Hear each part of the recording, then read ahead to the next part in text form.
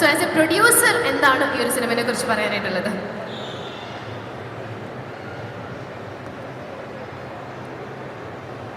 Hello, എല്ലാവർക്കും നമസ്കാരം.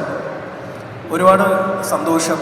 കാരണം 2 വർഷം മുമ്പാണ് ഞാൻ ജോ ആൻഡ് ജോ എന്ന സിനിമ തിയേറ്ററിൽ കണ്ടപ്പോൾ തന്നെ ഒരു ആഗ്രഹം ഉണ്ടായിരുന്നു. കാരണം അരുൺ ഡി ജോസ് എന്ന സംവിധായകൻ്റെ ഒരു സിനിമ ചെയ്യണം എന്നുള്ളത്. അത് എൻ്റെയും അരുണിൻ്റെയും ഒരു കോമൺ ഫ്രണ്ട് ബിനു പപ്പു, ബിനുവാണ് എന്നെ ഒരു ദിവസം വിളിച്ചിട്ടിങ്ങനെ അളിയ ഒരു കഥ പറയണം അരുൺ എന്ന് പറയുന്നത്. സോ അപ്പം തന്നെ ഞാൻ ഈ സിനിമ മനസ്സുകൊണ്ട് കമ്മിറ്റ് ചെയ്ത് കഴിഞ്ഞു. പിന്നെ കഥയും കൂടി കേട്ടപ്പോൾ ഒരു രക്ഷയില്ല, പൊളിയാണ് ഇത്. എന്തായാലും പിന്നെ എനിക്കൊരു ഭയങ്കര എക്സ്പീരിയൻസ് ആയിരുന്നു. കാരണം യുവതലമുറയിലുള്ള എല്ലാ ആളുകളും ഈ സിനിമയിലുണ്ട്. അർജുൻ, മാത്യു, സംഗീത്, ശ്യാം, മഹിമ, പിന്നെ നമ്മുടെ സ്വന്തം ഷാജോൺ ചേട്ടൻ, ഇവരെല്ലാവരായിട്ടും വർക്ക് ചെയ്യാൻ പറ്റിയത് ഭയങ്കര രസമായിരുന്നു. സോ February 14th ലോകമെമ്പാടുമുള്ള തിയേറ്ററുകളിൽ റൊമാൻസ് റിലീസ് ചെയ്യും. എന്തായാലും നിങ്ങൾക്കൊരു നല്ല എൻ്റർടൈനർ ആയിരിക്കും ഈ സിനിമ എന്ന് ഞാൻ വിശ്വസിക്കുന്നു.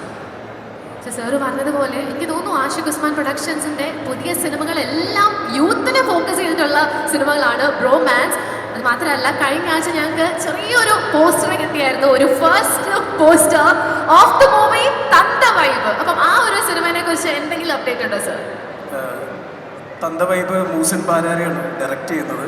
മൂസിൻ അയാൾ കഥ എഴുതിക്കൊണ്ടിരിക്കുകയാണ്.